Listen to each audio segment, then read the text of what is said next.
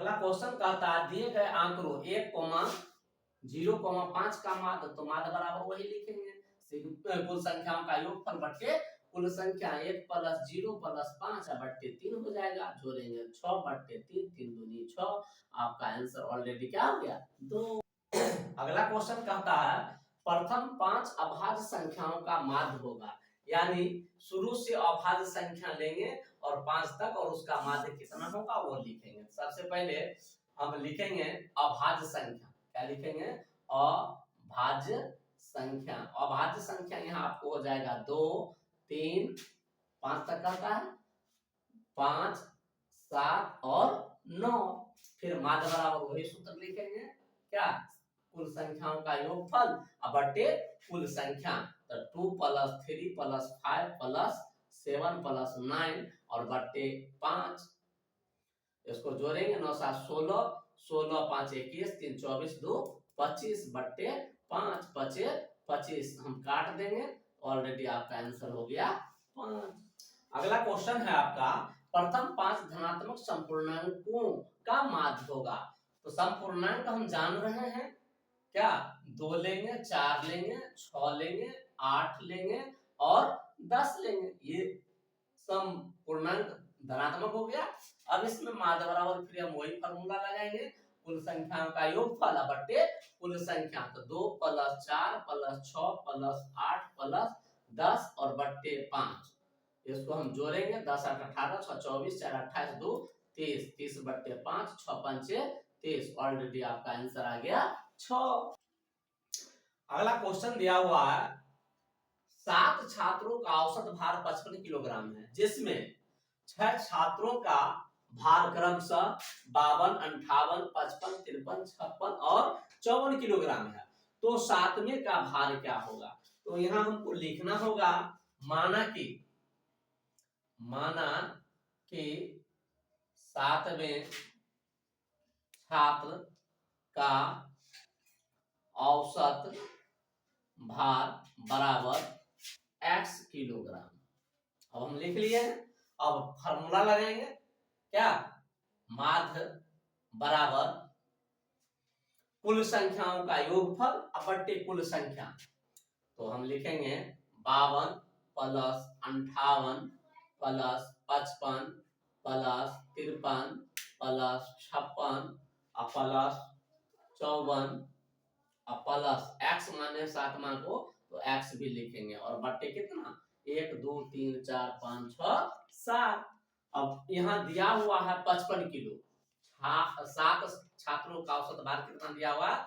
55 kilo. अब इसको हम जोड़ लेंगे 4 6 10 3 13 5 18 8 26 2 28 हाथ में 2 5 10 15 20 25 30 2 32 प्लस कितना x बट्टे कितना 7। इसको हम 1 दे के क्रॉस मल्टीप्लिकेशन कर लेंगे। तो 7 5 35, 7 5 35 3 38 बराबर 328 प्लस x।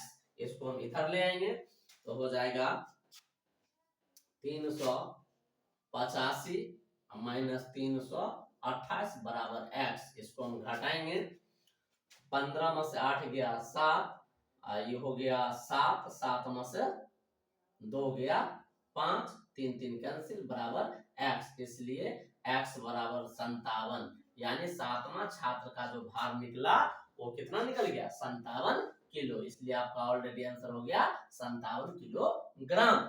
अगला क्वेश्चन कहता है आपका 3, 4, 0, 3, 4, 5 का बहुलक होगा। तो बहुलक बराबर हम फार्मूला लिखेंगे, बहुलक बराबर सार्वधिक बारंबारता। बारंबारता तो सबसे ज्यादा बार, देखिए सर्वाधिक सबसे अधिक 5 है, लेकिन यहाँ सर्वाधिक बारंबारता का मतलब होता है जो संख्या जितना बार आता है वो उसकी बारंबारता कहलाता है। तो यहाँ पर आपको 3 2 बार आ गया, इसलिए इसका आंसर ऑलरेडी क्या होगा 3 हो जाएगा। अगला क्वेश्चन कहता है 1, 3, 0, 3, 1, 3 का बहुलक होगा। तो हम बताए हुए हैं फार्मूला में बहुलक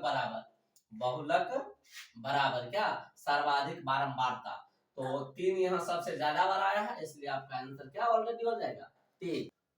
अगला क्वेश्चन कहता है किसी असमित बटन का माध्य और माध्य का क्रमशः 26.8 और 27.9 है तो बहुलक होगा। आप लोग को हम फार्मूला लिखे थे क्या, 3 गुने माध्यिका बराबर बहुलक प्लस 2 माध्य, बस बिल्कुल यही फार्मूला पर बता दीजिए।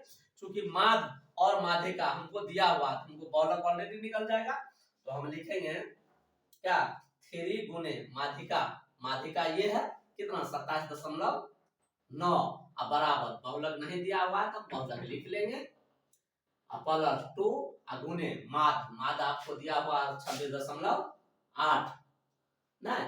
अब इसको हम क्रिया करेंगे, इसको गुणा करेंगे 9 तिया 27, 2 7 तिया 21 2 23 दशमलव 3 दूनी 6 और 2 8 बराबर बहुलक, प्लस इसको गुणा करेंगे 8 दूनी 16 दशमलव 6 दूनी 12 1 13 2 दूनी 4 1 5। अब इसको हम लिखेंगे, इधर ले आएंगे, इसको हम इधर ले आएंगे, क्या हो जाएगा 83.7 और माइनस 53.6 बराबर बहुलक। अब इसको हम घटा लेंगे, तो 7 में 6 गया 1 दशमलव हो जाएगा, 3 में 3 गया 0 हो जाएगा, और 8 में से 5 गया 3 हो जाएगा बराबर बहुलक हो जाएगा। इसको हम लिख सकते हैं, इसलिए बहुलक बराबर 30.1 आपका आंसर हो गया।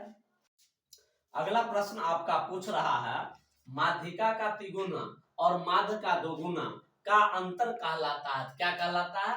आपको हम फार्मूला लिखे थे क्या, 3 गुने माध्यिका बराबर बहुलक प्लस 2 माध्य। आप यहाँ देख रहे हैं कि माध्यिका का तिगुना तो 3 गुने माध्यिका लिखा हुआ है, अब माध्य का दोगुना तो 2 गुने माध्य लिखा हुआ, इसका ऑलरेडी आंसर क्या हो जाएगा बहुलक। आपका आंसर क्या हो गया बहुलक।